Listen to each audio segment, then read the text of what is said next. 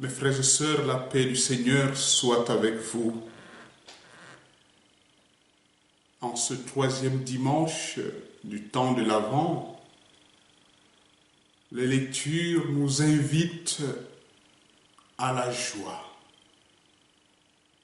Réjouissez-vous dans le Seigneur. Cette joie, mes bien-aimés, c'est le signe même de notre foi.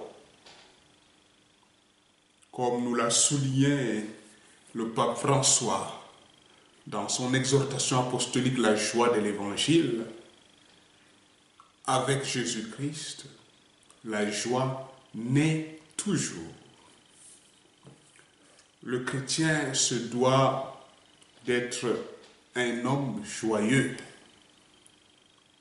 Nous avons tous aujourd'hui à redécouvrir que l'action de l'Esprit de Dieu en nous est source de joie.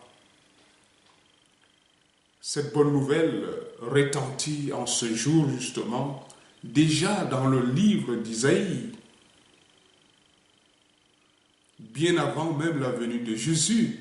Le prophète Isaïe s'adresse à un peuple en détresse. C'est là qu'Isaïe se présente comme le messager de Dieu.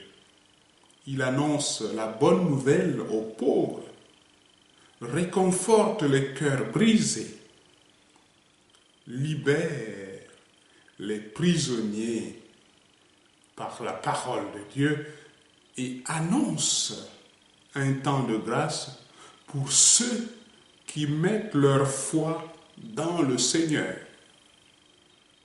Voilà, mes bien-aimés, une bonne nouvelle qu'il faut faire circuler de nos jours de toute urgence.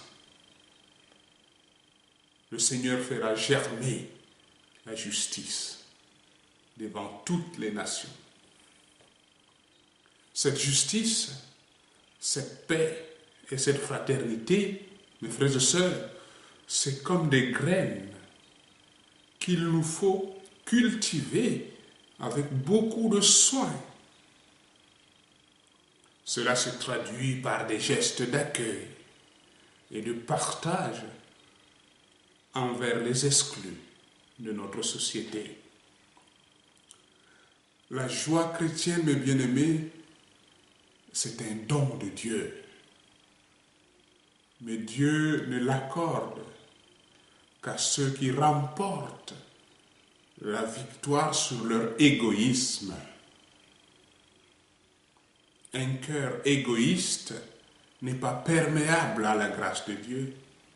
Un cœur égoïste n'est pas perméable à la joie que Dieu donne. Saint Paul aussi nous dit aujourd'hui de nous réjouir. Il nous exhorte à la joie. Soyez dans la joie et priez sans cesse. Pourquoi prier? Parce que la joie est d'abord un don de Dieu et qu'il faut le demander dans la prière. Dieu en est la source et la prière, mes bien-aimés, remplit le cœur de l'homme. La prière est source de joie. Et l'évangile de ce dimanche est justement une annonce de celui qui apporte la vraie joie au monde, Jésus-Christ. Il ne s'agit pas de Jean-Baptiste. Lui-même le dit, il n'est que le témoin de la lumière à venir.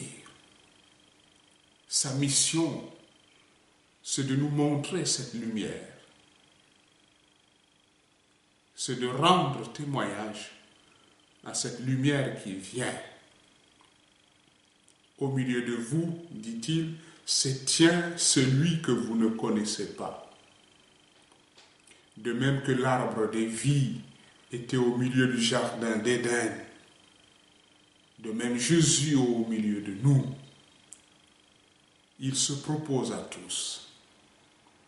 Tous peuvent avoir accès à lui. Le Seigneur nous rejoint dans un monde qui souffre la violence, l'injustice et l'égoïsme, pour y apporter la joie, la paix. Mes frères et sœurs, dans quelques jours, nous allons fêter Noël. Tout est prévu, ou presque, pour que ce soit un Noël de rêve.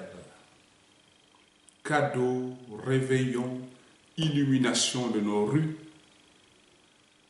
Mais le risque est grand, mes bien-aimés, d'oublier celui qui est à la source de cette fête, Jésus-Christ.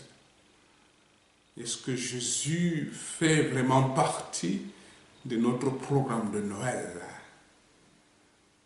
Est-ce que dans la crèche de nos cœurs, il trouvera une place quand il sera là? Est-ce qu'on en parle à nos enfants et nos petits-enfants pour leur dire Noël, c'est d'abord la naissance de Jésus-Christ. C'est pourquoi il y a les lumières dans nos villes. C'est pourquoi il y a des crèches. C'est pas d'abord Papa Noël. Notre mission, mes bien-aimés, c'est de révéler cette présence du Christ dans notre monde. Les plus beaux cadeaux, les plus fastueux réveillons ne peuvent pas vraiment nous combler. C'est seulement auprès du Seigneur que nous trouverons la vraie joie.